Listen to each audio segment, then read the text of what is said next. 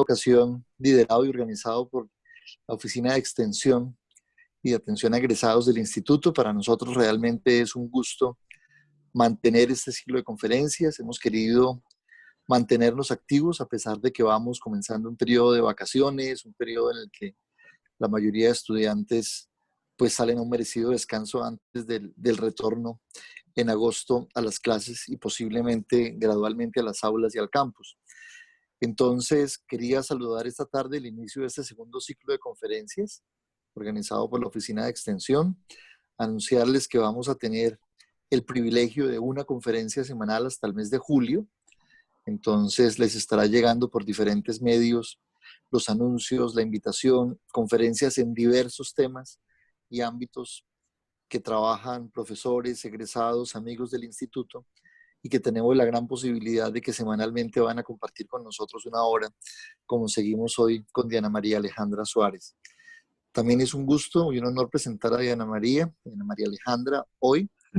Es una muy apreciada y reconocida egresada del doctorado en psicología en la línea de clínica, particularmente en neuropsicología. Para nosotros es un placer iniciar este ciclo con Diana, quien acaba de sustentar su tesis la semana pasada y está luciendo públicamente por primera vez su título de doctora. Entonces, Diana María, muchísimas gracias. Para nosotros es un gusto que hayas podido aceptar nuestra invitación el día de hoy.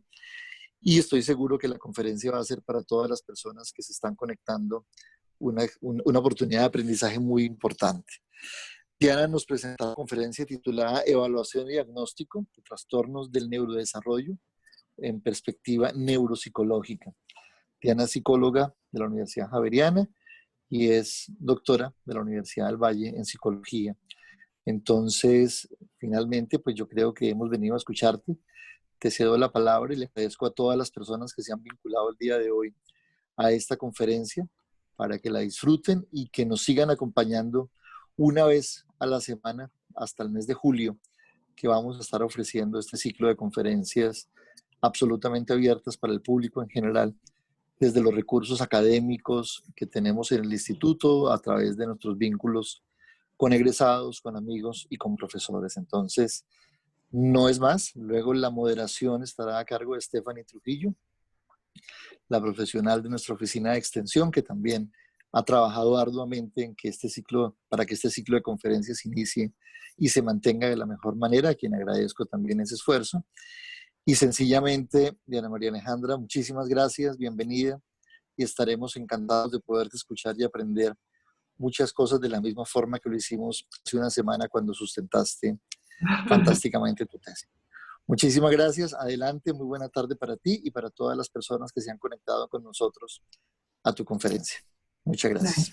Muchas gracias, Nelson, gracias por esta introducción y en buena hora poder seguir extendiendo todos estos procesos que la Universidad del Valle ha permitido que potencien diferentes niveles y en estos momentos, en medio de esta situación, podernos acercar y continuar en estos procesos formativos. Entonces, muchas gracias a ti, gracias a todos los asistentes, porque en medio de todas sus actividades también pues están aquí acompañándonos, veo muchas caras conocidas y les agradezco el acompañamiento y el interés que tienen para realizar este proceso el día de hoy. La idea entonces es que podamos tener un encuentro y podamos conversar respecto a algunas generalidades que implican los procesos de evaluación del neurodesarrollo desde una perspectiva neuropsicológica. Por favor, me confirman si todos pueden ver la pantalla. Ahí creo que no tenemos. Sí, ya está proyectada. Correcto, sí. Perfecto, muchas gracias. Bueno, entonces la idea es que vamos a tener 3 contenidos generales en este proceso. Al final del encuentro entiendo que vamos a poder tener un espacio un poco más interactivo, vamos a poder conversar, escuchar algunas apreciaciones, inquietudes, por supuesto, si las tienen, y comentarios, todos serán bienvenidos. Entonces, en términos generales, vamos a revisar algunas cuestiones respecto a generalidades del desarrollo infantil, la pertinencia de hacer una aproximación neuropsicológica a los mismos y cómo se pueden orientar algunos procesos de atención e intervención en este grupo poblacional, básicamente. Si bien el desarrollo tiene ciertas características, ¿cierto? En términos generales, también es factible que se puedan encontrar cierto tipo de variaciones.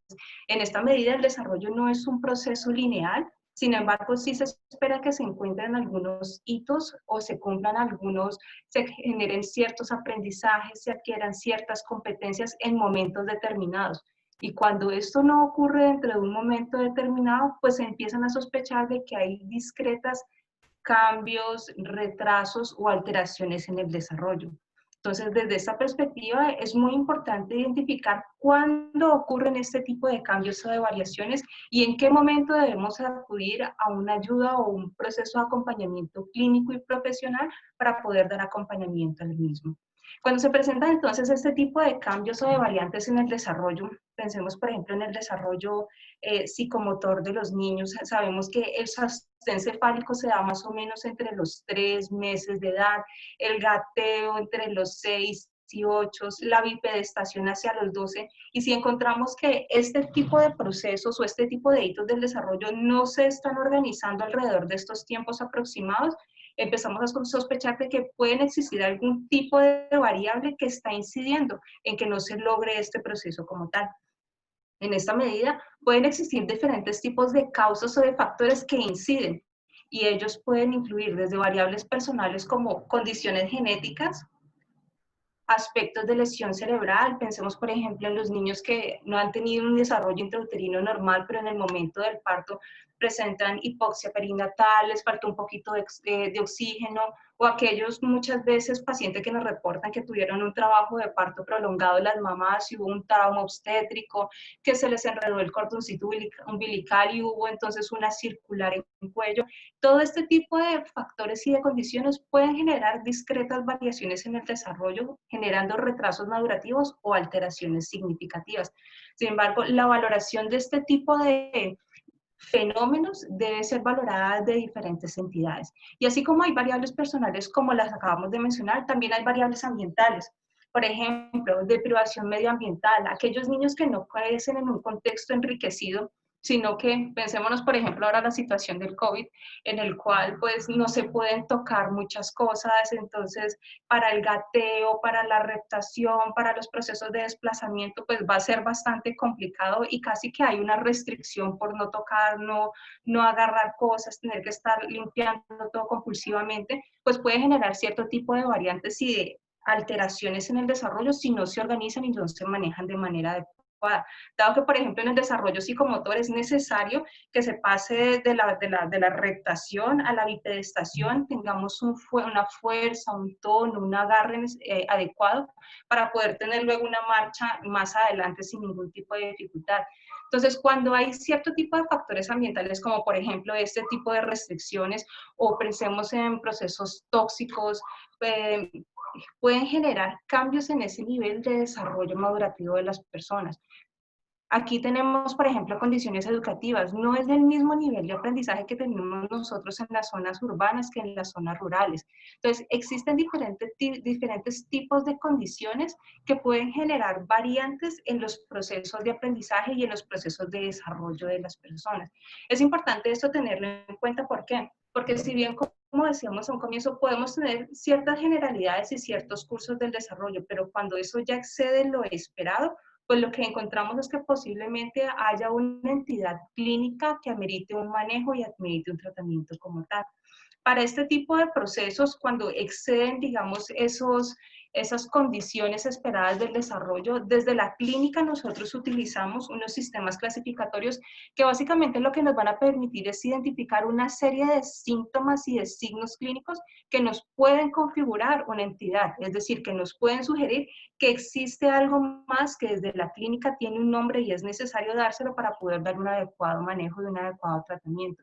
En esa medida, el DSM-5 o el DSM-4, que todavía sigue siendo utilizado en algunas instituciones, y el CIE-10 o el CIE-11, nos ofrecen una serie de características diagnósticas que nos van a permitir generar agrupaciones clínicas de cuáles podrían ser las características que presenta una persona y en esa medida poder orientar el proceso clínico investigativo.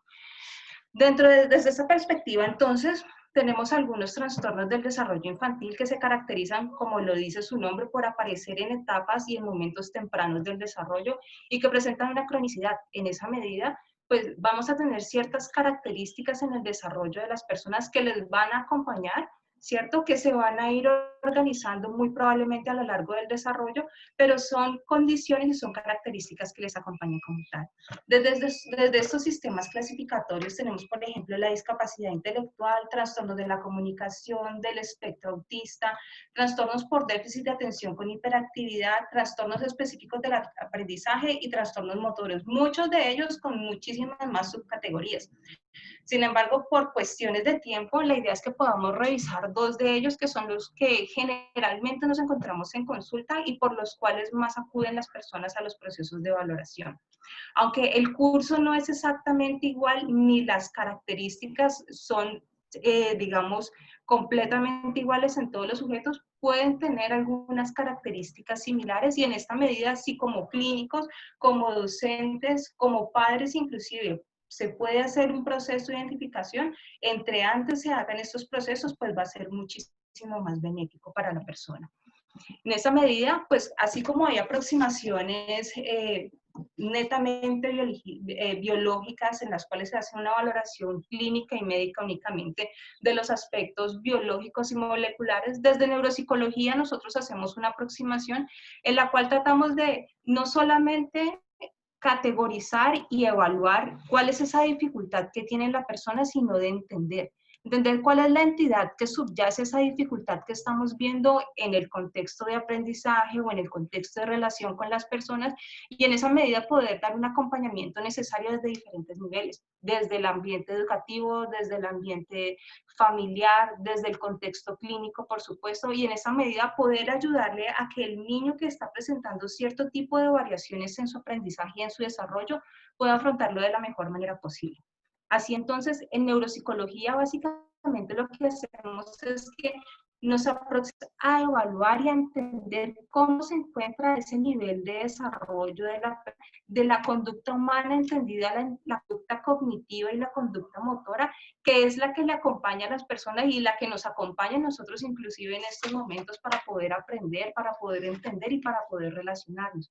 Así entonces nosotros básicamente lo que hacemos es un proceso en el cual inicialmente pues obviamente hacemos un proceso de reconstrucción clínica, miramos los antecedentes de las personas, como dijimos inicialmente identificamos si ha habido inclusive alteraciones en el desarrollo, alguna incompatibilidad genética, algún tipo de proceso traumático, entiéndase traumatismos craneoencefálicos, meningitis, síndromes convulsivos, traumas obstétricos, que puedan ser significativos y que puedan haber incidido en un momento determinado en ese curso de desarrollo de la persona. Es muy importante que como clínicos hagamos una evaluación de todos estos aspectos, dado que nos van a dar información importante y nos pueden orientar no solamente al trabajo inmediato en el proceso de valoración que hacemos con la persona, sino que inclusive puede ayudarnos a que hagamos un proceso de remisión mucho más efectivo y se puedan tomar inclusive estudios paraclínicos que nos ayudan a entender muchísimo mejor si se trata de una cuestión únicamente en el funcionamiento o si puede haber otro tipo de condición estructural. Entiendas estudios paraclínicos como electroencefalografía, resonancias, tractografías, dependiendo de las necesidades específicas. Así entonces nosotros hacemos un proceso de evaluación, consideramos todo este tipo de antecedentes del desarrollo y básicamente lo que emprendemos es un proceso clínico investigativo en el cual le presentamos a las personas una serie de actividades o de pruebas, dependiendo del modelo desde el cual nos posicionemos nosotros, para poder entender y poder apreciar la manera como esa persona está procesando la información, cómo está entendiendo el mundo, cómo se está relacionando y de esta manera entonces poder hacer un proceso orientativo, como lo hemos dicho. En términos generales, no realizamos procesos invasivos, pues porque no ponemos ni quitamos nada, sino que básicamente lo que tratamos es de explorar ese nivel de funcionamiento a través de una serie de actividades que nos van a permitir que la persona ponga en escena todas esas capacidades que ha ido desarrollando a lo largo de su vida. Desde esta perspectiva, nosotros básicamente lo que presentamos entonces son actividades que nos van a permitir identificar cómo se encuentra el nivel de desarrollo de la atención, de la memoria, del lenguaje, todos estos procesos que nos constituyen y nos acompañan a nosotros en este tipo de actividades. Por ejemplo, pensemos poder reconocer visualmente la pantalla del computador, identificar auditivamente aquello que yo estoy diciendo, poder enlazar eso, digamos, en términos semánticos con la memoria, darle un significado, inclusive si uno quiere registrarlo, utilizar un acto grafomotor para poder hacerlo. Todos esos son procesos y actividades que nos permiten a nosotros aprender. Entonces, este tipo de procesos se presentan de manera estructurada a través de una actividad y se hace el proceso de evaluación como tal, con el fin de identificar todas estas habilidades que tenemos como personas y poderlas cualificar y cuantificar. Para ello hay diferentes tipos de aproximaciones, así como en psicología tenemos diferentes enfoques, el psicoanalítico, el cognitivo-conductual, el humanista. Desde neuropsicología también tenemos diferentes tipos de abordajes o de aproximaciones, uno un tanto más cualitativo y un abordaje más cuantitativo, y la orientación de cada uno de ellos puede depender básicamente de la formación o de las necesidades del caso. En esa medida podemos presentar actividades que no tengan un proceso comparativo per se. Entonces se le presentan actividades a las personas en las cuales ellos, a través de una serie de tareas que les presentemos, nos van a permitir conocer cómo se encuentran esos niveles representacionales y cómo se encuentra la manera en la que se enfrenta la situación la persona.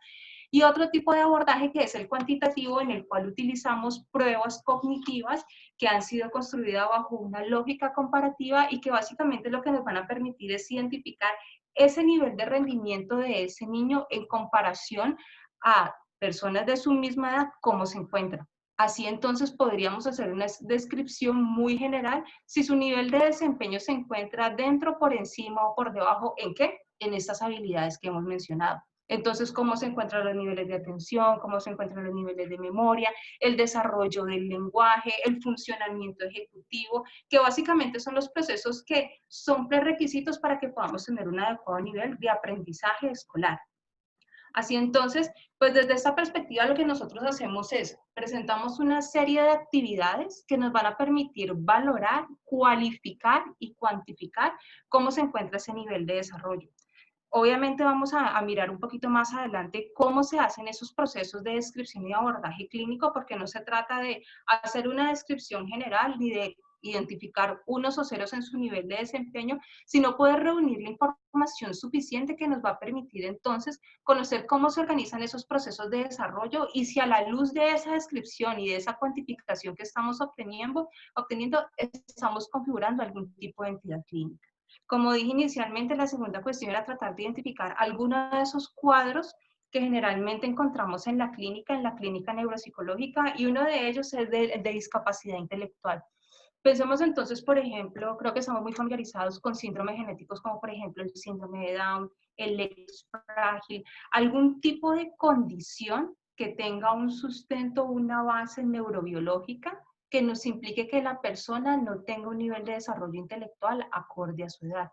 En esa medida, las explicaciones neurobiológicas pueden soportarnos desde dificultades en procesos de migración celular, organización de las láminas en, digamos, en la corteza cerebral, procesos de hipo o hiperactivación de diferentes áreas cerebrales, y en esa medida tendríamos como un sustrato que nos dice, mire, esta persona que tiene unos rasgos en los cuales encontramos que su nivel de desarrollo intelectual es más bajo en relación a lo que uno esperaría, se podría deber a B, C, D. Los manuales diagnósticos lo que nos dicen es, ojo, no solamente que tenga un bajo nivel de desarrollo intelectual, sino también un bajo nivel de desarrollo adaptativo.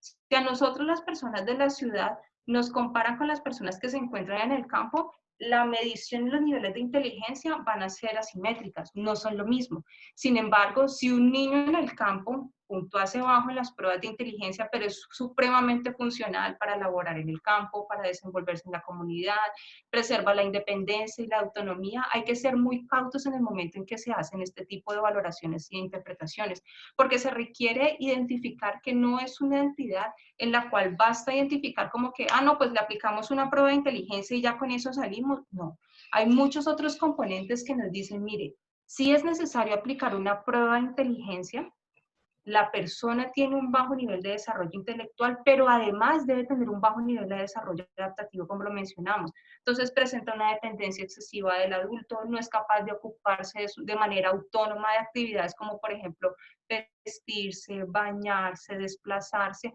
todo esto en función a la edad cronológica que tiene la persona. No es lo mismo el desarrollo adaptativo de un niño de 6 años a lo que esperaríamos ver en un joven de 16.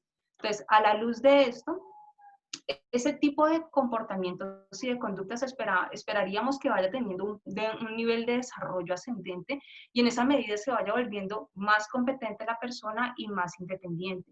Cuando encontramos que hay una tendencia al concretismo, hay dificultades significativas para entender, para razonar, para adaptarse a diferentes tipos de situaciones y no hay otro tipo de eficiencias de base, entonces cumpliríamos los criterios diagnósticos para poder considerar que hay una dificultad en el desarrollo intelectual. Ahora bien, los niveles de gravedad, eso es como un gradiente, no es una cuestión de todo o nada, es una cuestión de vamos a hacer una medición, una evaluación, digamos como progresiva, para poder identificar cuál es el gradiente del nivel de dificultad que tiene la persona y cuál es el nivel de acompañamiento social que va a requerir. Miren, respecto a esto, hay muchas posiciones encontradas. Hay personas que no, o posicionamientos que no están de acuerdo en realizar este tipo de categorizaciones. Está muy bien porque no debemos restringirnos a una categoría como tal y etiquetar a una persona per se. Sin embargo, sí es importante identificar cuándo el desarrollo de una persona presenta variantes, cuándo su nivel de funcionalidad, cuando su nivel de autonomía no está esperando los estándares esperados, dado que cuando llega la mayoría de edad, el sistema de salud, el sistema social va a esperar que tenga un nivel de independencia, entonces vaya, se ocupe y se organice y no tenga ningún nivel de acompañamiento adicional. Es muy importante entonces que si como clínicos nos enfrentamos a una situación de esas, podamos hacer un nivel de acompañamiento necesario y oportuno para poder identificar cómo se encuentra ese nivel de desarrollo de esa persona, esa medida, aportar desde la clínica para que se garantice la cobertura de los derechos de esta persona. Hoy en día en el gobierno, mire, recibimos en los procesos clínicos muchos procesos de evaluación para favorecer los procesos educativos de los niños. Entonces, hay programas de acompañamiento especial, hay programas en los cuales se les hacen procesos de inclusión, hay procesos desde Secretaría de Educación en los cuales son competidores paralímpicos y tienen un abanico de oportunidades inmenso en los cuales ellos pueden participar, pero se necesita que se garantice o que se identifique cuáles son sus rasgos y cuáles son sus competencias y cuál es el nivel de alcance que ha logrado a este punto del desarrollo para poder optar por este tipo de situaciones. Porque así como las personas que tienen un nivel de desarrollo intelectual más alto son más hábiles en ciertos dominios cognitivos, cuando este tipo de procesos no se logran y hay una dificultad significativa, por ejemplo, pierden años, no cumplen los logros académicos entonces, y empiezan a presentarse una serie de manifestaciones emocionales que pueden ser o más retraídos o mucho más activos en relación a lo que uno esperaría en un salón de clase, es importante poderlo identificar, porque como les digo, de esta manera, si uno los identifica de manera oportuna, se puede garantizar que se dé la cobertura de los derechos y se brinden todos los, digamos, se dispongan de todos los recursos que hay, desde la parte académica hasta la parte gubernamental, para poder acompañar ese proceso.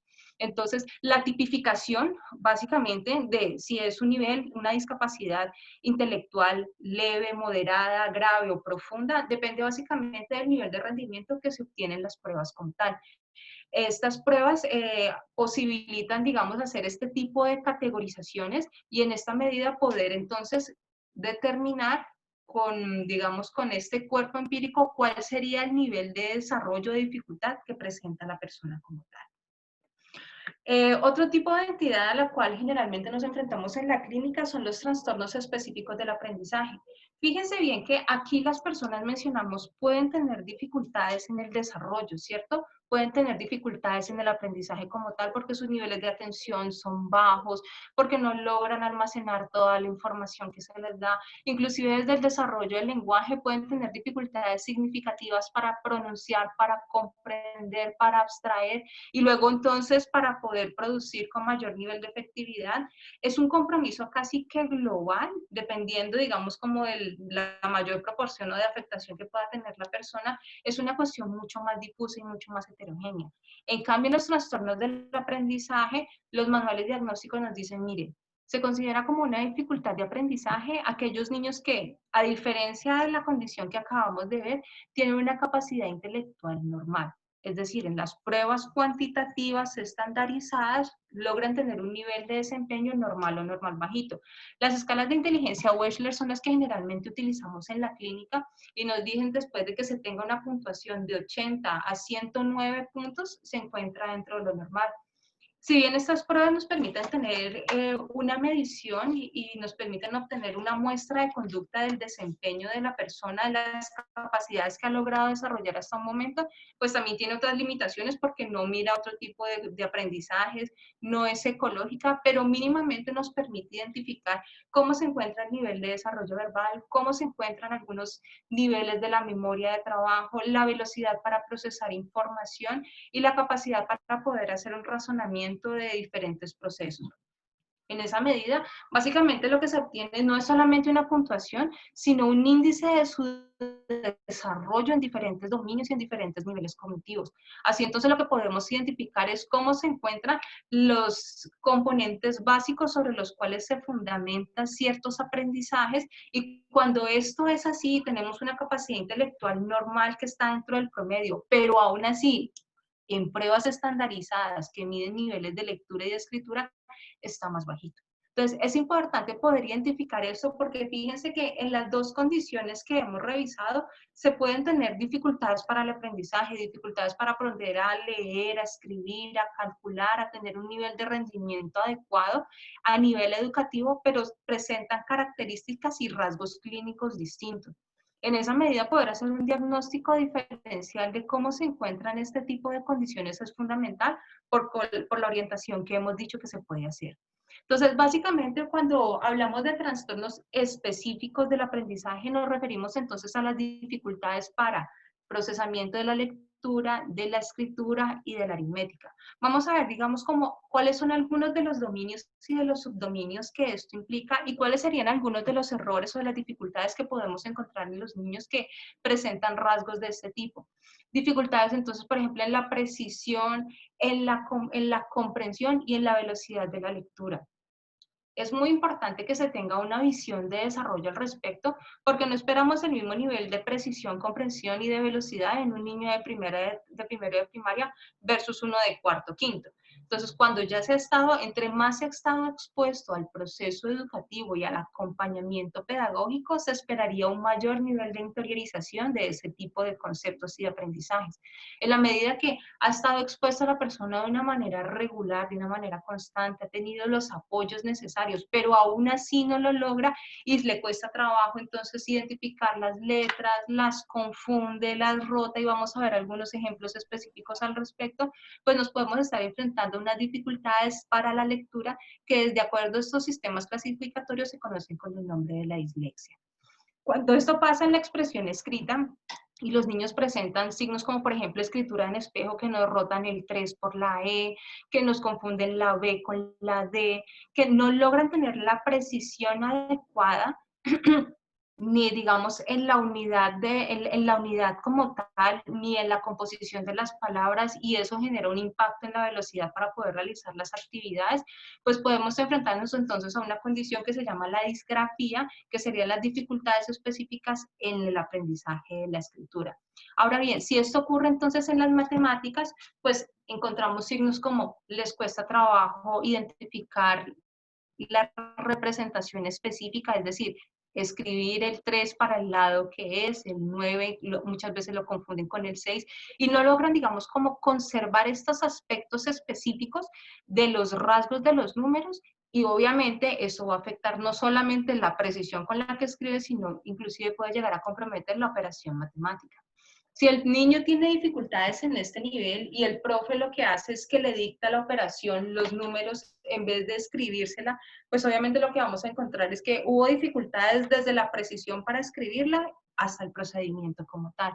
En esta medida podemos encontrar diferentes tipos de dificultades y obviamente diferentes tipos de gravedad en relación a las dificultades que tienen las personas.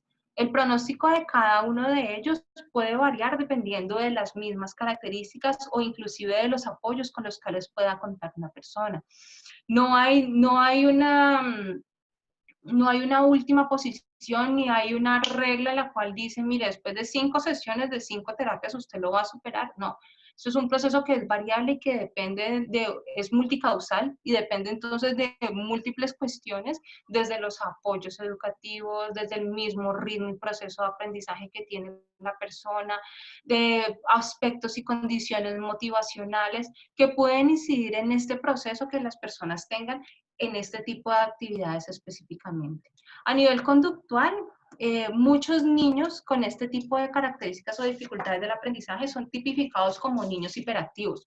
¿Entiendes? El trastorno de hiperactividad como esa dificultad incontenible en la cual los niños se suben, se bajan, corren, les cuesta trabajo centrarse en la atención en un solo estímulo, rendir de manera adecuada, todo este tipo de situaciones. Muchas veces son confundidos los niños con este otro tipo de entidad y no necesariamente se trata de eso. Lo que pasa es que si hay una dificultad para poder entender aquel material que le está presentando el docente de manera constante, llega un momento en que los niños se fatigan, los recursos que tienen no son suficientes para poderse enfrentar a la actividad y efectivamente sí pueden distraerse sin que ello sea un trastorno por déficit de atención con hiperactividad y necesite manejo farmacológico. Entonces es muy importante poder identificar este tipo de signos que vemos en los niños para poder hacer entonces la remisión y el manejo adecuado. De lo contrario, pueden inclusive terminar medicados cuando no es necesario ni siquiera. ¿Listo? Algunos signos evidentes que podemos encontrar en los niños con dificultades de aprendizaje van desde la postura, la organización, las dificultades para transcripción. No, mire, es que siempre se queda atrasado, siempre tengo que estar pidiéndole a la fulanita que me preste los cuadernos, se queda, no logra cumplir con los tiempos o inclusive muchas veces hace las actividades en casa, pero cuando le pido que las haga en el colegio o cuando está en la situación de evaluación no lo logra. Entonces, todo este tipo de situaciones nos pueden estar indicando que por ahí hay algo en el nivel de desarrollo que no se ha madurado de manera adecuada y cuando la persona se enfrenta a la actividad como tal, sus recursos no son lo suficientemente adecuados ni presentan un nivel de desarrollo óptimo y por tanto el nivel de exigencia frente a la tarea es mayor al desarrollo que él presenta en ese momento. Entonces, empezamos a encontrar niños muchas veces con dificultades conductuales, sin que ello implique un trastorno de la conducta. Entonces, fíjense lo importante que es uno poder identificar cuáles son esas características que presentan los niños cuando tienen una dificultad para el aprendizaje, porque pueden ser inclusive confundidos con niños hiperactivos o con niños con trastornos conductuales.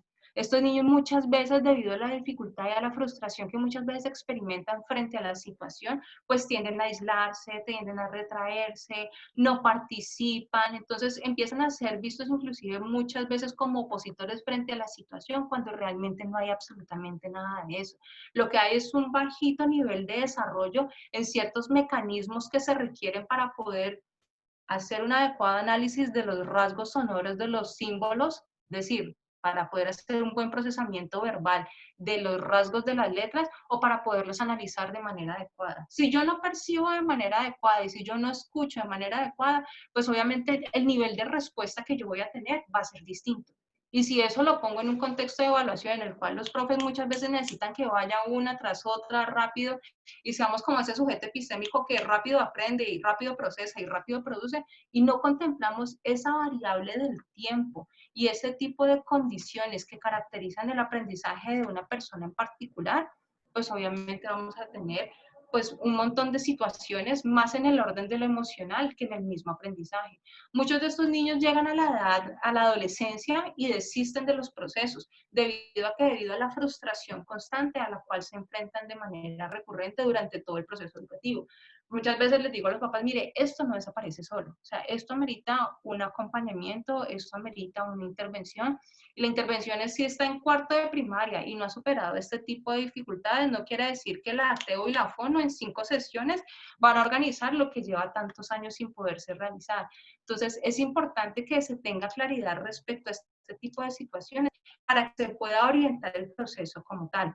Aquí tenemos, digamos, algunas de las ejecuciones de niños, esas son ejecuciones reales, de cuando nosotros le hacemos dictados, por ejemplo, aquí no se necesita una prueba, es básicamente, inclusive uno puede revisar esto en los cuadernos de sus hijos, de sus sobrinitos, de sus allegados, y pueden identificar a la luz del modelo que se le está presentando qué es lo que puede estar pasando. Aquí se le dicta al niño Bru, y fíjense que hace una rotación y hace una adición.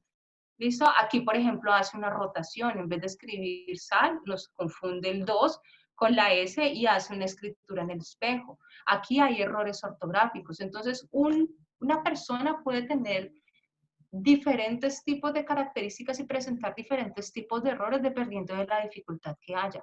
Los libros, los estudios de caso del libro y o sea, los casos del libro no los encuentra uno necesariamente así en la clínica. Uno no dice, ah, no, es que el manual me dice que debe tener, sí, es una orientación, pero uno no va a encontrar que el sujeto te va a cumplir con absolutamente todas, entonces, ah, no, no es así. Como clínicos, más allá del nivel técnico, entonces de aplicar la prueba y ponerle 1, 0, lo que tenemos es que hacer un análisis cualitativo entonces de cómo se encuentra ese nivel de desempeño y cuáles son los errores que está presentando para poder entender entonces no solo cuál es el diagnóstico que tiene, aunque se llame el encuentro de hoy evaluación y diagnóstico, va más allá de eso.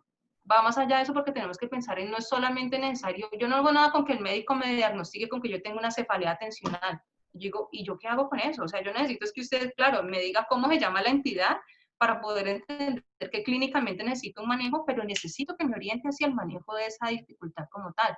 Entonces, si desde neuropsicología identificamos la dificultad, sea por instrumentos cuali o cuantitativos, podemos dar entonces las orientaciones necesarias entendiendo qué es lo que de base le está dificultando a la persona poder tener un adecuado nivel de rendimiento. Así entonces, si nosotros nos encontramos que este tipo de errores sistemáticos, fíjense en que rota la S, rota el 1, rota el 7, no conserva el valor posicional del número, pues entonces estamos encontrando un montón de indicadores que van más allá de lo atencional. Nos están hablando de que esos procesos en los cuales las personas analizan, perciben y organizan unidades visuales no se están dando de manera adecuada. Entonces, ahí tiene una relevancia importantísima el quehacer y la intervención de nosotros como neuropsicólogos, porque que le cueste trabajo escribir o realizar las matemáticas, eso ya me lo dice la profe, lo sabe el niño y lo sabe la mamá. Entonces, no es ahí donde nosotros tenemos que actuar, sino es entender cuáles son esas dificultades y esas variantes en el desarrollo que puede estar presentando para poder entonces ahí sí hacer un acompañamiento y una orientación clínica como tal, para poder que el niño que todavía le falta un montón en este proceso de aprendizaje, pues pueda transitar de la mejor manera posible. Así entonces, fíjense entonces, este es el resultado de pruebas estandarizadas y pruebas cuantitativas, pero inclusive en actividades libres como la copia de dibujos. Aquí, esta es la copia de una casita que es de una prueba cualitativa y aquí es la reproducción de un niño y de una niña. Fíjense entonces cómo es factible de que uno encuentre ciertos rasgos, más allá de psicologizar el asunto, porque muchas veces dicen, no, pues si esto es la reproducción de una persona de 16 años, entonces terminan diciendo que por ahí hay un trastorno de la personalidad con rasgos esquizoides, que, bueno, hay un montón de cosas. Pero si no entendemos que más allá de eso lo que hay son dificultades para poder procesar información espacial con un contenido específico, vamos a terminar inclusive sumándole una entidad psiquiátrica a algo que no lo tiene. Probablemente puede tener otro tipo de componentes, inmadurez en ciertas estrategias para enfrentar las situaciones, pero eso no quiere decir de que tenga una dificultad mayor a aquella que estamos viendo. Entonces, desde actividades básicas como los dibujos, las organizaciones, ustedes lo pueden ver, por ejemplo, cuando los niños están aprendiendo las figuras geométricas, en los mismos cuadernos que ellos tienen, pueden identificar cómo se encuentra ese nivel de precisión de los símbolos verbales y cómo se encuentran esos niveles de organización. Recuerden que ahora veíamos una en la cual los niños pierden el renglón, pierden la organización, pierden la metría y la proporción les cuesta un montón. Si esto les pasa en estos niveles tan básicos como la reproducción de figuras que son familiares, piensen lo que es entonces, por ejemplo, el análisis de los símbolos verbales que son las letras, bolitas con palitos para arriba, para abajo, para la derecha, la izquierda y diagonal. Entonces, si estamos encontrando dificultades para realizar procesos de análisis y síntesis visual de estos rasgos, de estos elementos que les estamos presentando, pues es apenas normal que les cueste trabajo toda la parte del aprendizaje, la lectura y la escritura. Más aún cuando no lo puede hacer por unidades, sino que tiene que hacerlo de manera automática, de manera fluida, en un menor tiempo y dar una respuesta específica. Entonces, es importante que desde neuropsicología podamos identificar este tipo de situaciones porque nos va a permitir entonces hacer una orientación específica. Y para estos dos tipos de trastornos del neurodesarrollo, como lo mencionábamos al comienzo, fíjense que tenemos condiciones muy distintas.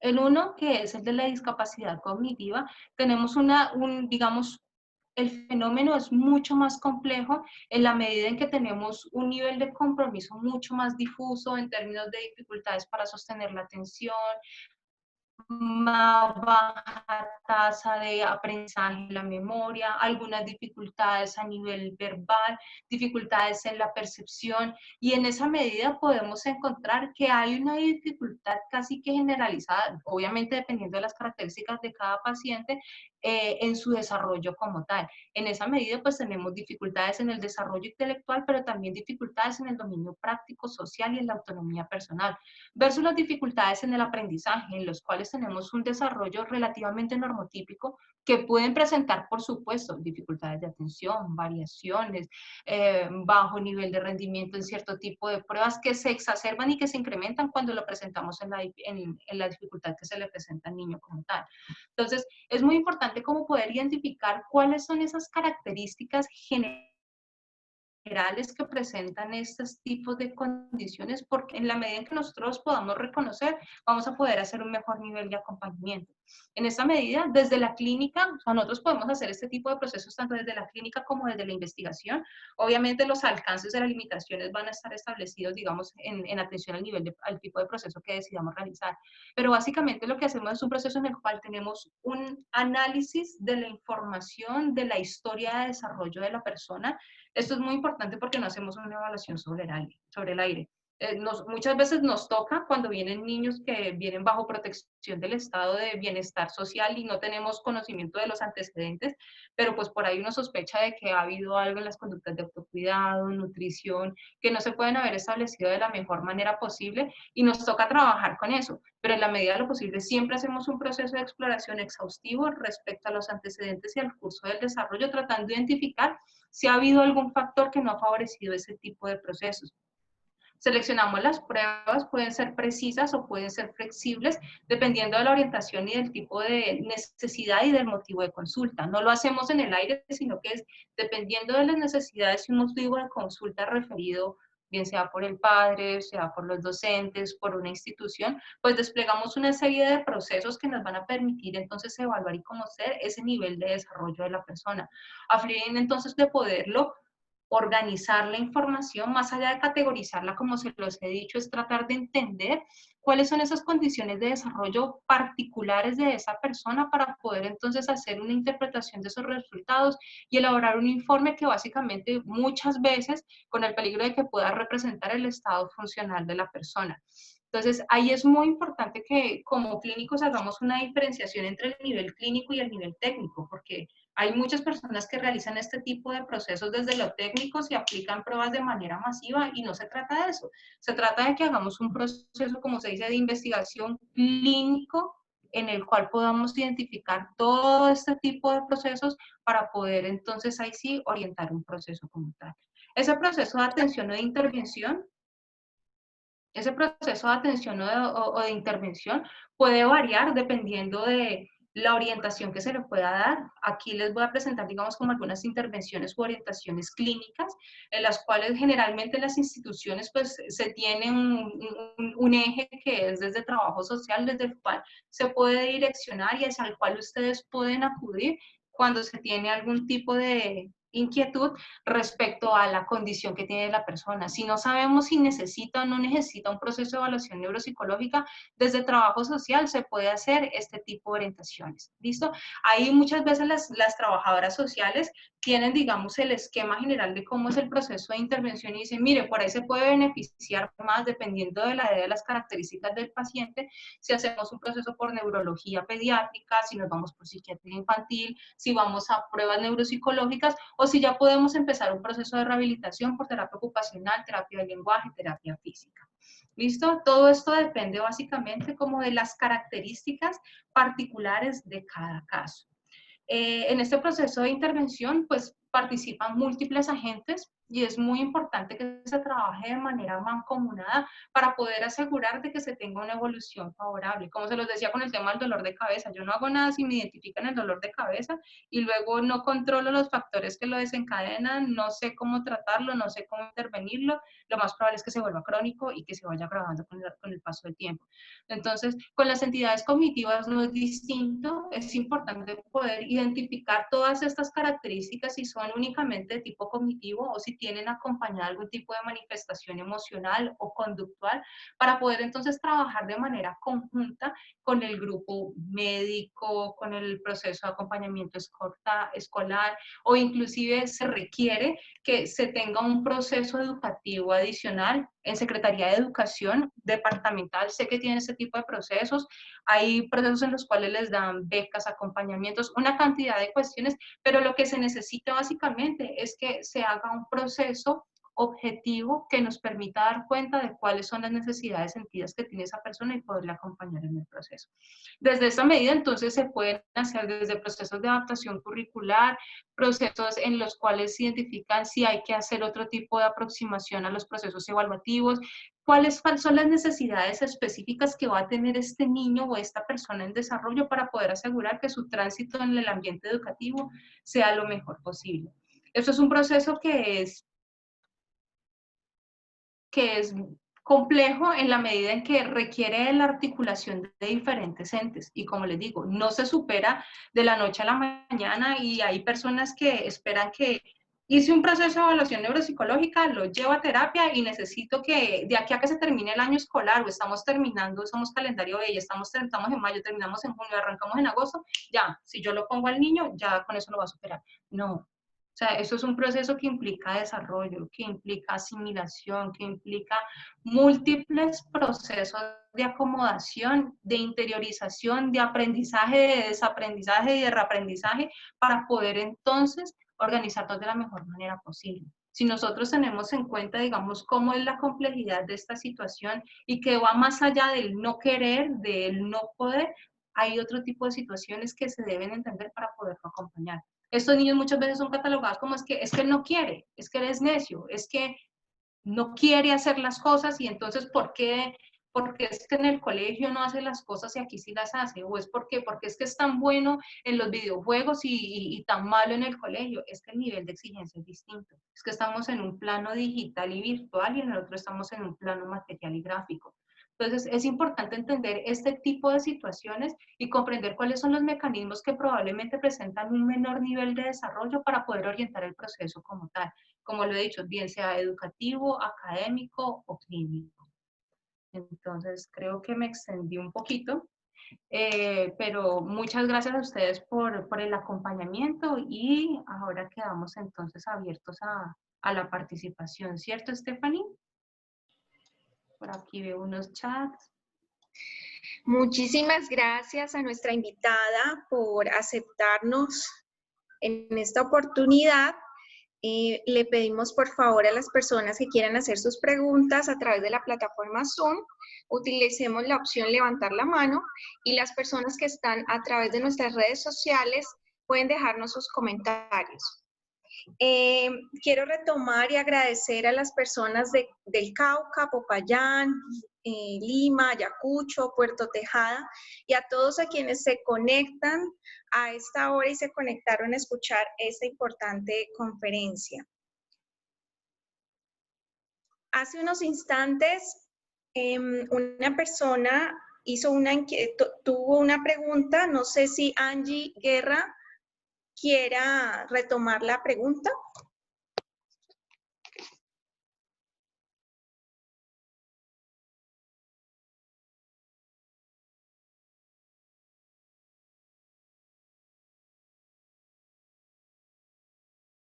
Por favor, abre tu micrófono para que te podamos escuchar. ¿Ya me pueden oír? Perfecto. ¿Me oyen o no me pueden oír? Ay. Sí, te escuchas muy bien. Ah, bueno. Bueno, lo que yo pregunté es que se puede haber casos, o sea, como yo, que las mismas cosas que me fueron ahí, pero durante el colegio a mí no me... Lo único que hicieron fue reprobarme el año y no nada más. Sino que yo ya después, cuando yo fui adulta, después de los 20, es que yo caí en cuenta y ahí solicité al psicólogo y le pedí que me hiciera el examen neuropsicológico, ¿cierto? Y ahí cuando hicieron el examen neuropsicológico y ahí salió que era un problema de aprendizaje. Ajá. Entonces, ¿cómo se hace con eso si a veces los papás no notan esas cosas y los profesores tampoco están preparados, los profesores de los colegios? Ajá. O sea, ¿cómo se Bueno, lidia con esa situación? mira, es muy importante pues la pregunta que tú haces porque además porque la has vivido, ¿no? O sea, has vivido el proceso y sabes entonces todo este tipo de situaciones que referíamos a nivel emocional, conductual, todo lo que eso puede implicar y todo lo que se puede experimentar en términos como de el no recibir un acompañamiento en el momento en que se requiere. Pues mira, afortunadamente, digamos, como a nivel departamental, yo he estado en seminarios en los cuales Secretaría de Educación está haciendo procesos de capacitación a docentes para poder instruirles respecto a este tipo de procesos. Ya hay una reglamentación que es el decreto 1421, en el cual pues se ha desplegado una serie de acompañamientos que pretenden dar garantías respecto a este tipo de procesos de aprendizaje. Se supone que las instituciones educativas deben estar recibiendo actualizaciones y capacitaciones para poder, ¿qué? ¿Qué están diciendo? Para poder identificar esto de una mejor manera posible. La idea es entonces que ellos deben estar actualizados en este tipo de procesos para poder identificar y para poder hacer ese tipo de acompañamientos. Las instituciones, yo por ejemplo estoy en la Liga Colombiana contra la Epilepsia, nosotros hacemos procesos de capacitación a docentes, pues en el momento en que se podía, hacíamos desayunos en los cuales los invitábamos a que conocieran algunas de este tipo de características para que ellos pudiesen estar enterados de la situación y poderlos acompañar. Los psicólogos educativos, digamos, tienen las competencias necesarias para poder ocuparse de este tipo de situaciones. Entonces, dentro de los procesos formativos que nos dan a nosotros, pues, si bien no nos ocupamos directamente de esto en el contexto escolar, o sea, el psicólogo que está en el colegio no va a hacer el proceso de evaluación, rehabilitación y nada de eso, pero sí está en la capacidad de poder hacer una remisión para que se pueda garantizar de que se emprenda un proceso y en esa medida se empiecen entonces a garantizar todos estos derechos. Lamentablemente, yo te digo, afortunadamente hay instituciones que sí lo hacen los procesos de capacitación, hacen los procesos de remisión y hacen los procesos de adaptación, pero hay otros que tratan de esquivar la norma, de hecho lo logran y no hacen el proceso como tal. Pero entonces, en la medida en que este tipo de información se difunda, mira, yo he tenido papás que dicen, es que yo siento que hay algo que no está bien con el aprendizaje de mi hijo, se meten, consultan, más allá de diagnosticar con doctor Google, que es complicado, buscan formas alternativas de intervención y se dan cuenta que se pueden realizar este tipo de procesos. Entonces, tener este tipo de encuentros, básicamente lo que favorece es como una difusión de información en el cual las personas se pueden enterar de qué es lo que está pasando y poder identificar cuáles son algunas de las rutas y de orientaciones. Yo he tenido también muchos casos en los cuales dicen, mire, es que le hicieron una evaluación a mi sobrino, le hicieron una evaluación a mi vecino y yo creo que hay algo que no está pasando, no se está organizando de manera adecuada el aprendizaje de mi hijo y por eso vengo a hacer el examen. No tienen que venir remitidos por un médico, por un profesor, o sea, puede venir de manera libre a hacerse este tipo de procesos. Y en el caso tuyo, que ya tuviste el proceso de evaluación como tal, puedes solicitar que se hagan ajustes curriculares en atención a eso, ¿vale? La idea es uno poder estar, digamos, enterado y entender muy bien qué es lo que está pasando para poder desplegar una serie de acompañamientos ajustados a las características que tiene cada caso. ¿Listo, Angie? Muchísimas gracias por la pregunta. Por acá, por Facebook, también nos envían otras inquietudes. Una de ellas es de Juan David Escandón, nos dice, si un niño en el parto tuvieron que reanimar y fue inyectado con adrenalina, no tiene problemas de aprendizaje y va muy bien en el colegio, pero es un niño aislado y retraído, con problemas de comunicación. ¿Pueden estar relacionados estos acontecimientos? Bueno, mira, afortunadamente biología no es igual a destino. Entonces hay un montón y como lo mencioné, pueden haber una serie de factores y de variables que pueden incidir en el desarrollo, desde las hipoxias hasta la meningitis. O sea, hay un montón de variables que pueden incidir en el desarrollo, pero no todas las personas tienen secuelas o tienen dificultades como tal. ¿Listo?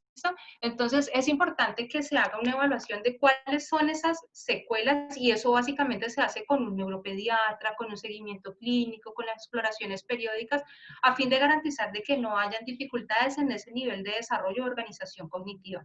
Si ya tenemos inclusive pruebas objetivas como este tipo de procesos y de mediciones de neuropsicología y podemos identificar que por ahí cuenta con los recursos necesarios para hacerlo, pues buenísimo, porque va a poder seguir con su vida de la mejor manera posible.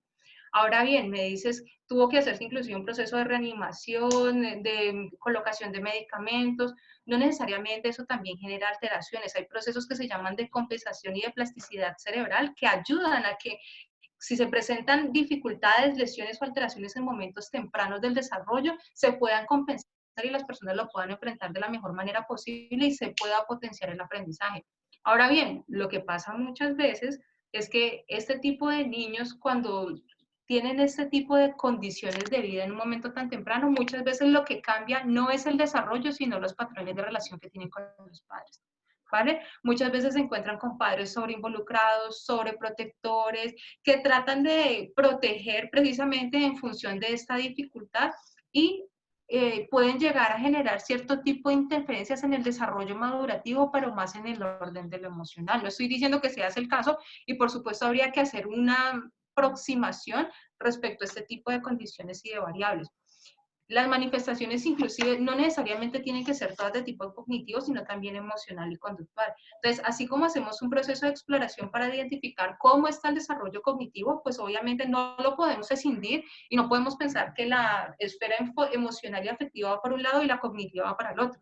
Lo que estamos diciendo es que con este tipo de pruebas e instrumentos podemos identificar cómo se encuentra ese nivel de desarrollo, pero claramente necesitamos hacer una exploración muy detallada y sucinta de cómo está el desarrollo emocional, ¿vale?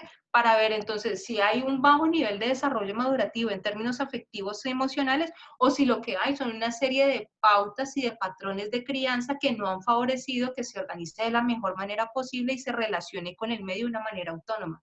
Y en esa medida tenga todo este tipo de conductas y de comportamientos. Excelente intervención. Nos están levantando la mano y hay varias intervenciones. Vamos a irlo haciendo en un orden. Entonces, para Karen, por favor, puedes abrir tu micrófono y contarnos tu pregunta de una manera muy breve. Hola, buenas tardes. Mi pregunta es relacionada con la intervención a nivel de aula. ¿Qué puede hacer un docente? Digamos que los docentes tienen un poco de noción de qué puede ser diferente, qué puede ser dificultad, pero ¿existe alguna batería o algún instrumento como un poco más estandarizado para uno poder identificar que el estudiante tenga una dificultad en el aprendizaje específico o al menos una sospecha de discapacidad? O sea, yo lo digo porque trabajo en el sector público y pues sí es bien recibir los apoyos y todas las fundaciones de la gobernación, pero como esos apoyos no son constantes, entonces son apoyos que duran, por ejemplo, 3 meses y luego se van, entonces quedan otra vez los docentes con el caso. Entonces sería de, o sea, hemos estado como buscando de pronto herramientas, escalas o ese tipo de cosas, pero que pueda aplicar un docente. Yo sé que esto es más de corte clínico, sin embargo, pues quería hacer la pregunta, si de pronto ustedes desde el instituto han trabajado, tienen algún proyecto de investigación o algo que tenga alguna batería o algún instrumento de evaluación para que pueda ser aplicado por un docente de aula. Muchas gracias. Muchas gracias, Karen, y está buenísima la pregunta porque claro, ustedes muchas veces son quienes nos derivan a los niños a los procesos de evaluación, pues porque son los que mayor tiempo comparten con ellos. Entonces, sí hay una serie de instrumentos, hay muchos de ellos que son clínicos como las baterías y las pruebas como las que vimos de manera muy general en la intervención, pero hay una serie de cuestionarios, inclusive se llaman cuestionarios específicos para el aprendizaje, para detectar dificultades de aprendizaje, que es el CEPA, o inventarios de conducta que les sirven a ustedes para poder identificar cuáles son ese tipo de situaciones en las cuales le cuesta más trabajo a un niño poder aprender. En esa medida, lo que ustedes hacen generalmente es como un pequeño tamizaje de, bueno, a mí me parece que Diana María Alejandra tiene por ahí dificultades para tin, tin, tin, tin, tin. Y cuando vaya entonces al proceso, inclusive de remisión, de organización, o cuando tengan una junta escolar, puedan conversar del caso y puedan llegar a acuerdos internos. Además, por el costo de las valoraciones, ¿cierto? O sea, en estos momentos estamos haciendo telemedicina y estamos haciendo un montón de cosas, pero el tema es que muchas veces acceder a los procesos de valoración neuropsicológica por el tema de los costos, pues no es tan fácil y no está tan a la mano.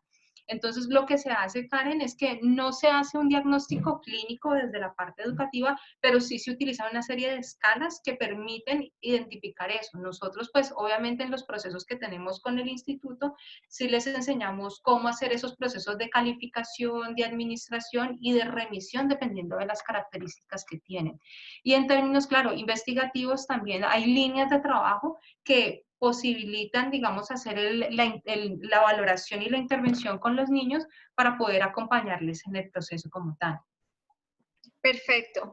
De Facebook también nos hacen la siguiente pregunta. Aníbal nos dice, ¿qué tan preparados se encuentran los sistemas educativos del país para atender estudiantes con algún tipo de compromiso cognitivo, especialmente desde una mirada inclusiva?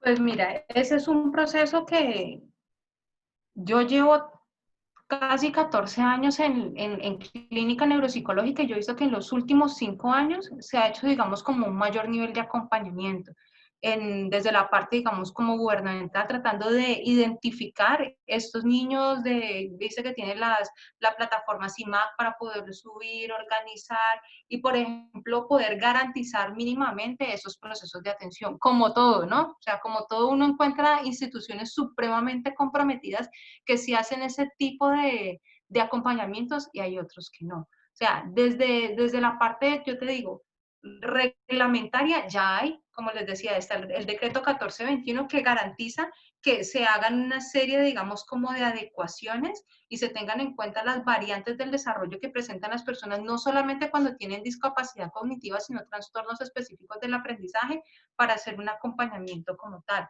Lamentablemente, mucho de eso se queda en la institución educativa y en los procesos en los cuales no se le hace seguimiento. Entonces, en esa medida que estemos enterados de que sí hay una reglamentación y que podamos solicitar de que se haga el debido cumplimiento de eso, pues va a favorecer que a los niños se les pueda hacer el proceso de acompañamiento y se garanticen sus derechos. Lo están haciendo recientemente, cada vez lo están exigiendo más. Pues vamos a ver qué pasa ahora con esto de la situación de pandemia, porque si ya tenían dificultades, muchos de ellos, del 5 a 10% es como la prevalencia que hay de trastornos de aprendizaje en el aula escolar, pues ahora imagínense todo lo que ha implicado esta revolución digital y todos los procesos que se pueden venir secundario a esto.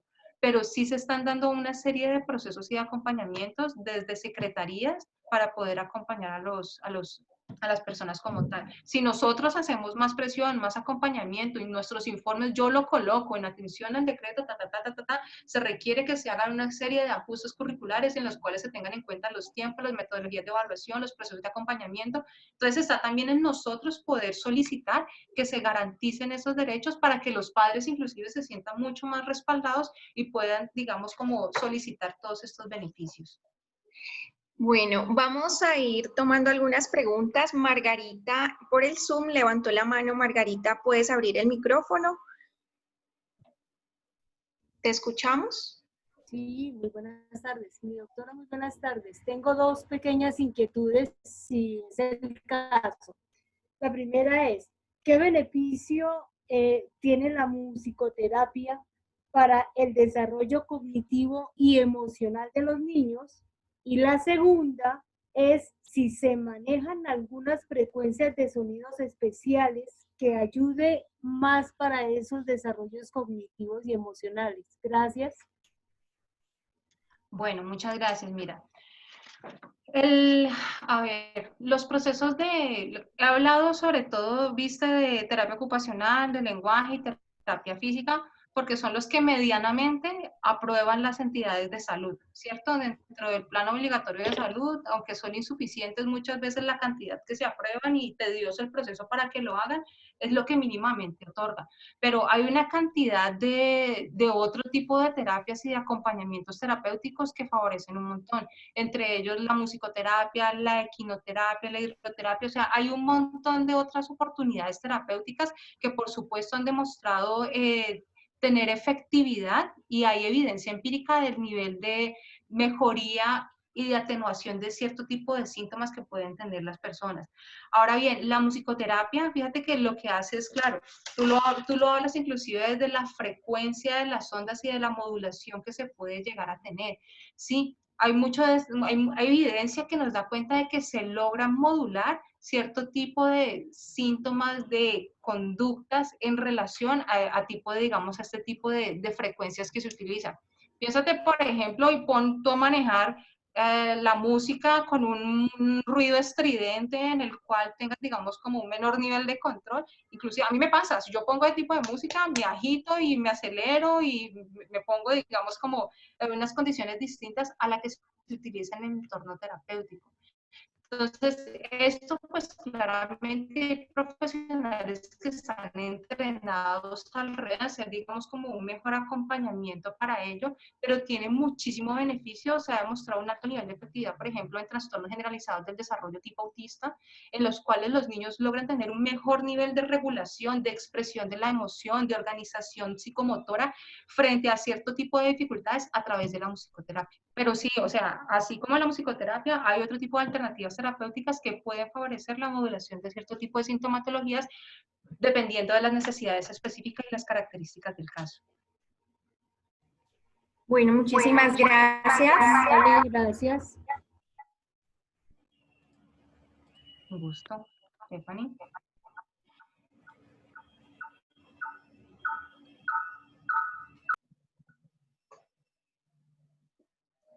Bueno, por acá nos hacen otra pregunta. Nos hablan acerca de las posibilidades que hay frente a las intervenciones. La persona es David Alberto. Nos habla de un familiar con problemas de competencias específicas y que tiene por posibilidades ver algunos contenidos en YouTube y en otros espacios. Entonces quiere saber si esos contenidos pueden ayudarle en algo a manera de terapia o de apoyo para su padecimiento.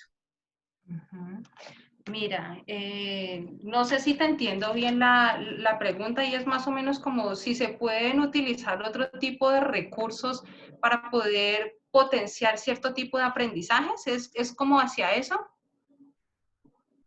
Si estás por ahí.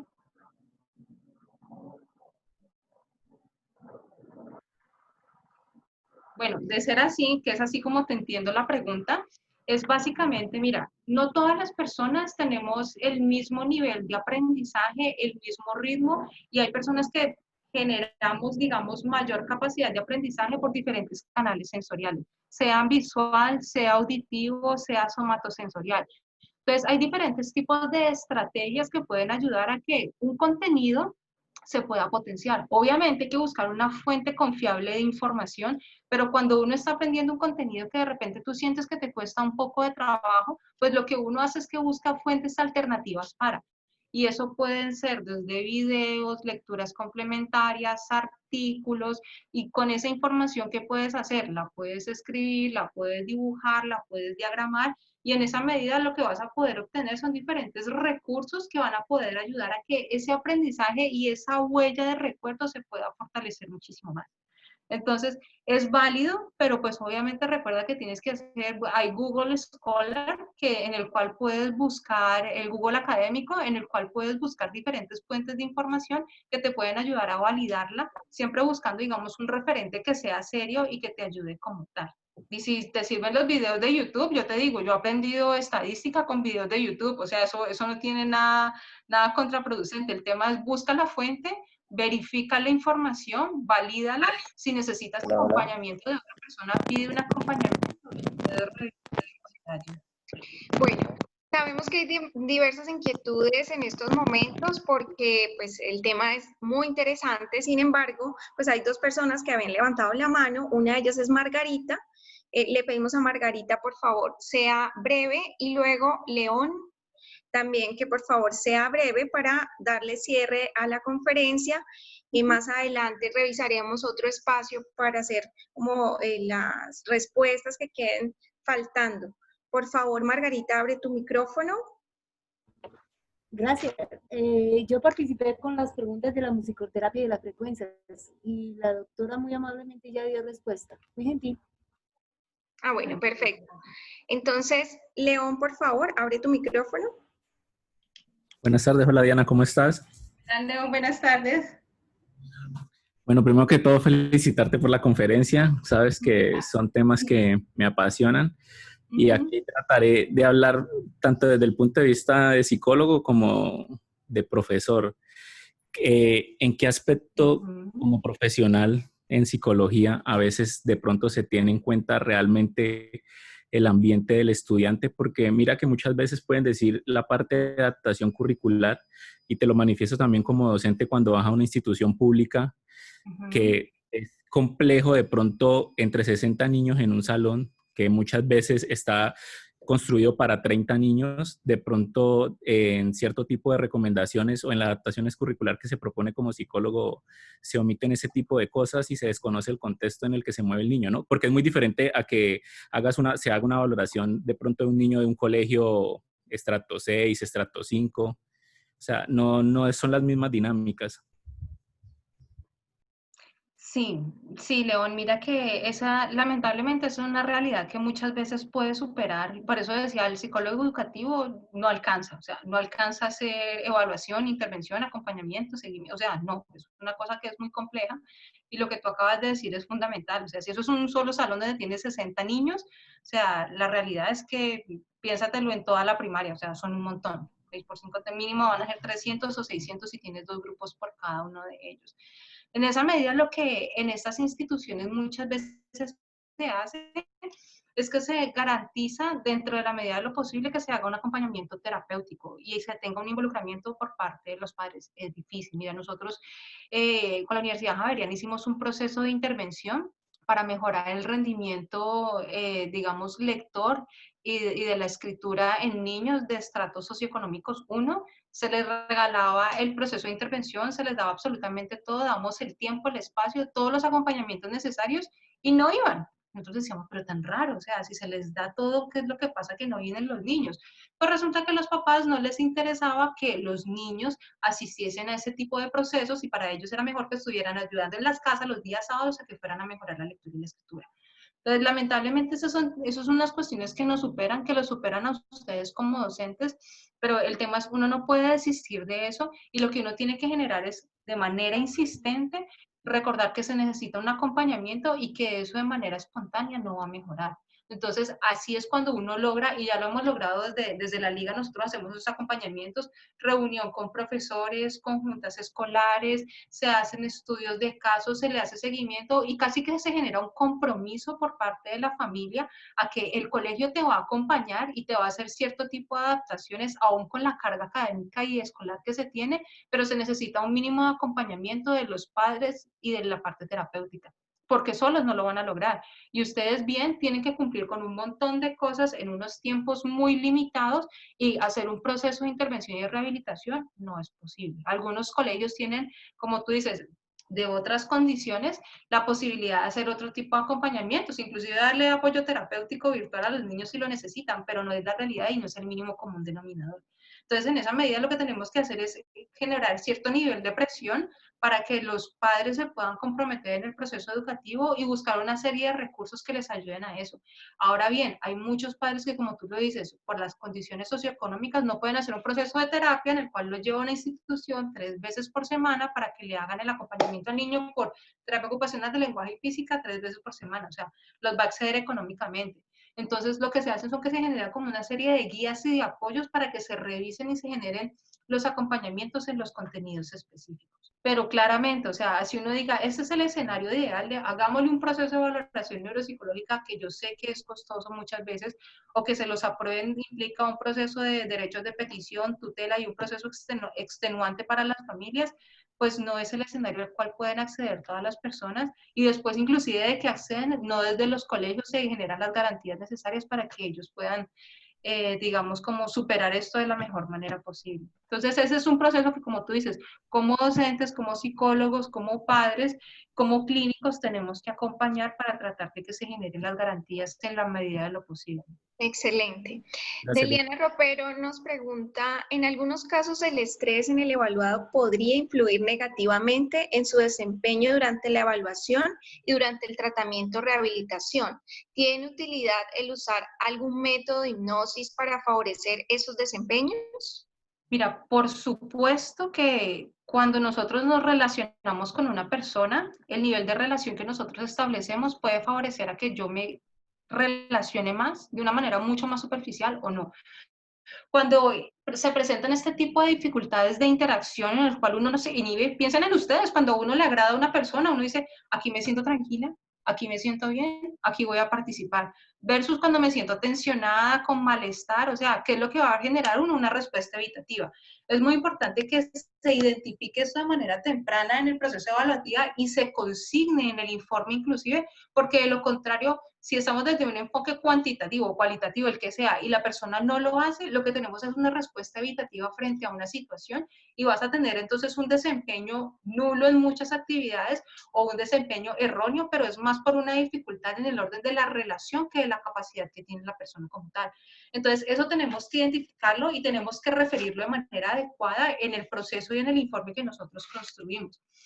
Ahora bien, con el tema de la hipnosis, pues no es mi formación clínica, no es mi orientación, ni es, digamos, como la apuesta metodológica que yo tengo. Entonces, pues ahí yo me voy a limitar a decirte que yo he optado por otro tipo de manejos y de intervenciones. Yo hago más una aproximación cognitivo-conductual en la cual uno puede generar otro tipo de aproximaciones. Inclusive si uno tiene que suspender el proceso de evaluación debido a la dificultad que tiene la persona para participar en el proceso, lo más sano es que tú lo interrumpas y no lo pudiste evaluar, no lo pudiste evaluar. O sea, es mejor suspender un proceso a ir a presentar una información que no represente las capacidades que tiene la persona y no sirva al propósito clínico que se tiene. Pero respecto a ese tipo de orientaciones, te digo, no es mi orientación ni mi formación clínica ni mi opción metodológica, entonces te podría recomendar que otro tipo de técnicas cognitivo-conductuales que podrían ayudar a que se desensibilicen ciertos comportamientos, se organice la conducta de una manera distinta y en esa medida se puedan generar otras garantías para poder establecer el proceso. Inclusive si es muy rígida y muy estructurada la evaluación y no te está resultando favorable, pues optar por otro tipo de procesos en el cual no se hace una evaluación netamente cuantitativa, sino a través de la descripción de la conducta de la persona, haremos las descripciones con las limitantes y con los alcances que se puedan obtener. Bueno, perfecto. Natalie pregunta, ¿cómo puedo identificar desde el hogar si mi hija adolescente presenta TDA? ¿Es suficiente con una evaluación neuropsicológica para llegar a este diagnóstico? Bueno, muchas gracias, Natalie. Y la tenía ahí pendiente, como habías, Stephanie, seleccionado algunas preguntas. Yo dije, yo quiero contestar esa porque es importante. Mira, en la literatura y en internet en general, tú te encuentras un montón de cosas, trastornos por déficit de atención, y muchas personas cumplen con los síntomas. Entonces, Que una persona tenga dificultades para quedarse quieto, para regular la atención, para cumplir las metas y los objetivos, para regularse emocionalmente, no necesariamente quiere decir que tenga un trastorno por déficit de atención con hiperactividad. Se requiere una valoración objetiva en términos de cómo se encuentra el nivel de funcionamiento de la atención en pruebas para que puedas identificar si hay dificultades en la atención, pero es que la atención suena muy grande. Tenemos niveles de atención selectiva, focalizada, sostenida, alternante. Entonces, como es compleja la situación, amerita que se utilicen una serie de instrumentos y de recursos que te permitan cuantificar el nivel de desarrollo que tiene la persona. Eso es desde la parte de neuropsicología. Además, si eso tiene un impacto en la memoria, en el discurso, en los procesos grafomotores. O sea, hay una cantidad de fenómenos que hay que evaluar, así como dijimos con las dificultades de aprendizaje y con las dificultades del desarrollo intelectual, pues hay que hacer un proceso explícito en esta dimensión y en este fenómeno para poderlo cualificar. Y ahora bien, esa era la parte de la pregunta que más quería contestar. ¿Es suficiente una evaluación neuropsicológica? No. Nosotros no hacemos un proceso de manera unitaria, sino que, como viste al final de la presentación, nos apoyamos de diferentes profesionales. Y si cumple con todos los criterios como tal, y si tú tienes una sospecha, pues se puede derivar con un neuropediatra para que haga una evaluación para que determinemos si es una cuestión de conducta, si es una cuestión del neurodesarrollo, si amerita, o si es una cuestión netamente de crianza. Entonces, implica que desde neuropsicología hagamos una aproximación a la evaluación de su desarrollo cognitivo, pero también necesitamos de la participación de otros profesionales, inclusive hacer un seguimiento clínico. Nosotros tenemos variantes en nuestro comportamiento diariamente, o sea, nosotros tenemos ciertas regularidades que nos acompañan, pero nosotros no todos los días nos comportamos de la misma manera. Entonces, hay que hacer un estudio conductual para poder identificar cuáles son esas características que se presentan, en qué contextos las presentan, cuál es la frecuencia, cuál es la duración, para poder hacer una orientación específica, pero no lo hacemos desde neuropsicología. Sí recogemos información y presentamos, digamos, información significativa en términos de la conducta y del desempeño cognitivo en las pruebas específicas, pero necesitamos también de hacer un seguimiento clínico y de hacer un proceso interdisciplinario con otros profesionales. Perfecto. Bueno, hay otra pregunta. Dice, hola Diana, buenas tardes. Soy estudiante de psicología, ya finalizando la carrera. Actualmente tengo 29 años. De pequeño tuve meningitis bacteriana. Los médicos decían que yo iba a ser un niño especial. En mi niñez viví dislexia, problemas de aprendizaje y concentración. Actualmente tengo problemas para memorizar, pero ya logré avanzar mucho con mi vida y aprendí mi forma de aprender, no por otros medios, siempre fue iniciativa propia, exigencia máxima para no sentirme distinto a los demás. ¿Qué me puede recomendar para mejorar mi rendimiento académico? Presento aún olvidos y me distraigo fácilmente, mi forma de escribir es enredada, siempre me tienen que ayudar a redactar.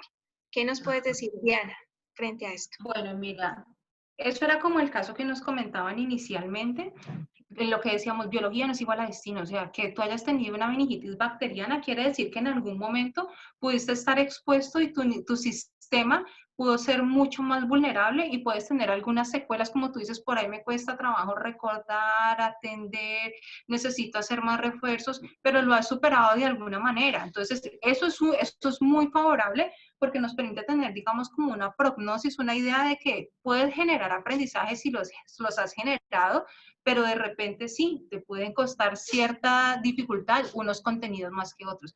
Entonces, la intervención en ese nivel es más pedagógica. Tú ya te habrás dado cuenta qué tipo de estrategias, como lo mencionaba en algún momento, si es más visual, si es más auditivo, qué tipo de recursos pueden ayudar a que tú aprendas y aprendas mejor. Entonces, por ahí nos preguntaban, ¿puede ser a través de video? Puede ser a través de video. Puede ser a través de escritos, puede ser a través de escritos. Puedes hacerte diagramas, mapas conceptuales, resúmenes, que te permitan a que puedas tener una mejor calidad de aprendizaje, porque a lo mejor hay ciertas, o sea, nosotros no funcionamos como que aquí está el área de los movimientos oculares, aquí está el área del movimiento, por acá está el área de la sensibilidad, no. O sea, no son módulos ni procesos aislados lo que nosotros tenemos en nuestro cerebro, sino que son una serie de conexiones que nos permiten que nosotros funcionemos de manera adecuada. Por ahí hay alguna vía o algún trayecto en tu caso particular que, digamos, se pudo ver vulnerado y debilitado por esta condición a la cual estuviste expuesto en algún momento de tu vida, pero afortunadamente lo pudiste compensar. El tema es, vas a seguir muy probablemente con la necesidad de seguirlo compensando y reforzando a lo largo de tu vida, pero eso lo puedes identificar y ya lo has hecho tú, o sea, has llegado a un nivel de educación superior en el cual probablemente habrás tenido altibajos, variaciones, dificultades, pero no te ha imposibilitado. Entonces, el tema es no desistas frente a eso, date cuenta que se puede hacer y que se puede lograr y eres un ejemplo para ello, pero debes tener en cuenta qué tipo de situaciones van a meritar o qué tipo de contenidos sabes que te van a costar un montón de trabajo. Entonces, la idea es con esa experiencia que inclusive tú mismo ya tienes, es saber que vas a tener que generar ciertos refuerzos. Busca estrategias pedagógicas, estrategias mnemotécnicas que te ayuden a que puedas consolidar mejor la información. No es la misma igual de efectiva la estrategia que utilizas para aprender la narrativa que para aprender el cálculo, por ejemplo. Son diferentes. Entonces, es buscar una serie de estrategias pedagógicas que te ayuden para el aprendizaje de eso. Lo puedes buscar y eso se puede revisar y te ayuda un montón para los diferentes contenidos. Perfecto. Hay dos preguntas que me gustaría retomar. Una de ellas es, ¿qué pasa con las familias? Cuando las familias, Mónica nos dice, cuando la familia no se interesa por ayudar al niño que tiene dificultades cognitivas, ¿qué se puede hacer? Y por otro lado, Clara nos pregunta, ¿afecta el uso de la tecnología el desempeño de niños con dificultades escolares? Mira, el tema de la familia, pues es complicado, porque uno esperaría que las personas que, espérate, la otra que es la virtual. El tema de las familias es complicado porque pues son los agentes que deben garantizar ese tipo de, digamos, como de procesos o de recursos para las personas. Muchas veces los colegios hacen el proceso de remisión, desde la clínica nos organizamos, hacemos un proceso de acompañamiento, pero si en la casa, como pues les decía, pues si se dan los espacios, se dan las garantías para que lo hagan y la familia no lo hace, pues es muy complicado. Entonces es difícil en esa medida porque lo que uno tiene que hacer es no desistir, o sea, uno no con esto tiene que estar abanderado todo el tiempo y hay que insistir, resistir, pero nunca desistir y seguir, digamos, como en esa labor de hay que decirle, hay que acompañarlo, hay que hacer citaciones, hay que hacer procesos de acompañamiento, porque realmente quien está en ese tipo de procesos se pueden derivar inclusive con proceso social, y si ya se trata de una cuestión pues de negligencia como tal, pues hay otro tipo, digamos, como de apoyo, se dirigen a una institución, se habla con trabajo social, y si tienen que emprender algún otro tipo de proceso mucho más complejo ante bienestar, pues se hace, porque el tema es que hay que generar las garantías como tal, en caso tal de que ya haya abuso o violencia o otro tipo de, digamos, como de situaciones mucho más complejas. Pero ahí básicamente lo que uno tiene que hacer es insistir en el proceso para que se trate de brindar las garantías necesarias. ¿Vale? Ahí no podemos cansarnos en el proceso como que es que llevo diciéndole, no, o sea, hay que hacerlo y hay que hacerlo de principio a fin, porque fíjense que muchas veces ustedes como docentes o como clínicos somos las personas que podemos tener una idea mucho más general y global del impacto que esto puede tener. O sea, eso le puede cambiar la vida a una persona totalmente y pues si estamos en esta labor y tenemos esta vocación, pues debemos tratar de cumplirla hasta el último momento. Y la otra Gracias, pregunta era la de la virtualidad, ¿cómo era? La virtualidad. ¿Afecta el uso de la tecnología al desempeño de niños con dificultades escolares? Pues mira, o sea, eso es como si dijeran pues que los videojuegos dañan, alteran el desarrollo cognitivo en las personas.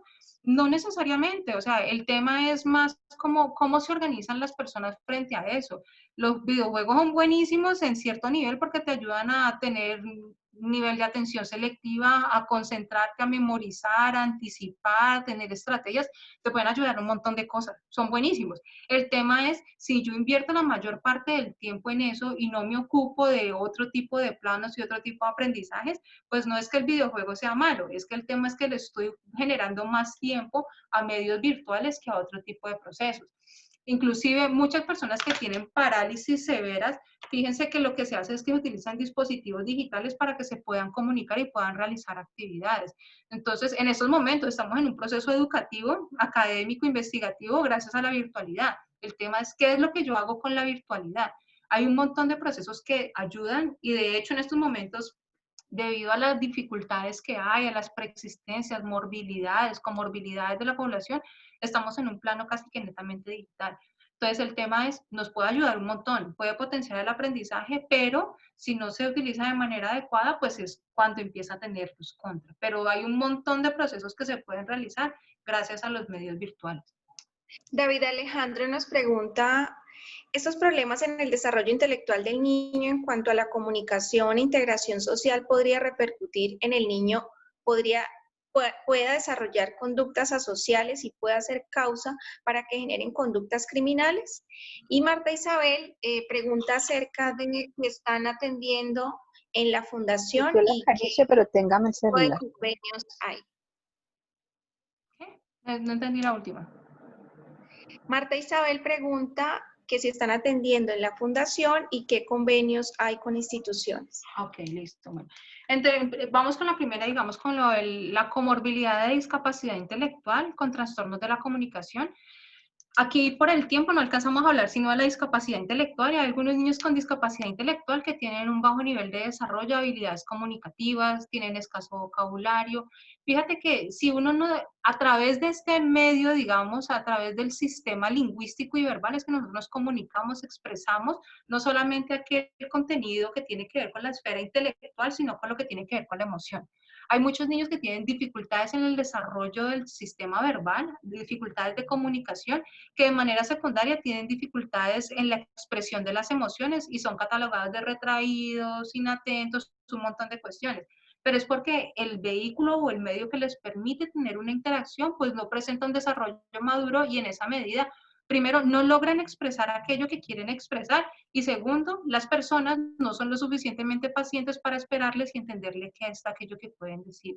Muchas veces las personas son crueles y, este no le entiendo, entonces, chao pescado. O sea, prefiero no relacionarme porque no le entiendo, no se le entiende lo que dice, no le comprendo lo que me está diciendo ni le entiendo la idea. Entonces, hay, digamos, situaciones en otro orden que pueden generar, digamos, ese bajo nivel de establecimiento de los vínculos sociales. Y claro, las dificultades en la comunicación muchas veces están asociadas a ese tipo de condiciones. Ya que lleguen a desarrollar rasgos sociopáticos, pues habría que ver cómo es que la persona está significando esa situación de baja interacción social y cuál es la retroalimentación que ha tenido del medio que ha permitido que se gesten este tipo de conductas. No todas las personas que tienen dificultades en la comunicación presentan conductas asociales o antisociales, no es una regla. El tema es, muchas veces la retroalimentación que se tiene del medio no es lo suficientemente adecuada ni favorable, y la persona cómo lo representa, cómo lo siente, cómo lo interioriza, pues posibilita que se generen otro tipo de emociones que, si no son acompañadas, identificadas y organizadas de manera adecuada, claramente pueden terminar en este tipo de situaciones, pero no es la norma ni es la regla. El tema es, puede ser algo que se puede presentar, pero habría múltiples situaciones que podrían llegar a generar ese tipo de cuestiones. Y la última es que si en la liga están atendiendo, sí, en la liga estamos atendiendo en estos momentos procesos terapéuticos, nos estamos organizando con todos los protocolos de bioseguridad, tanto desde la parte de neuropsicología como desde la parte de psicología. Entonces, pues hay obviamente una serie de restricciones en términos de acompañamiento, del tipo de procesos, pero después de que la persona no tenga una condición severa en términos neurológicos que pueda generar mayor riesgo que beneficio realizar el proceso de evaluación e intervención, estamos atendiendo hasta las 4 de la tarde de lunes a viernes. A Diana María Alejandra, muchas gracias por aceptar la invitación que le hace el Instituto de Psicología, el programa de egresados y la Oficina de Extensión. Ha sido una conferencia en extremo provechosa para generar conocimiento, que es lo que queremos hacer. A todos los participantes, muchísimas gracias. A quienes se conectan por las redes sociales, por Facebook, y a quienes están en el Zoom, muchísimas gracias por su prudencia y respeto con la intervención y los comentarios. Les invitamos a que nos sigan en nuestra red de Instagram, @Instituto Psicología V. Y también aprovechamos este espacio, no solamente para agradecerle a María Alejandra su intervención, sino también a todo el equipo que hace parte y que hace posible estas conferencias, el equipo de soporte, Andrea, Lady, Diana, y por supuesto a nuestro director Nelson Molina, quien hace posible y ha generado iniciativas como estas para seguir compartiendo conocimiento desde casa. Muchísimas gracias a todos. Los invitamos a nuestra próxima conferencia, miércoles 10 de junio, el rol del psicólogo en el sistema penitenciario y judicial con el invitado Carlos Alberto Vidal. Nos vemos el próximo miércoles a las 5 de la tarde. Muchas gracias a todos. Gracias, Diana. Bueno, gracias a todos. Muchas gracias por la participación y el acompañamiento. Que estén muy bien.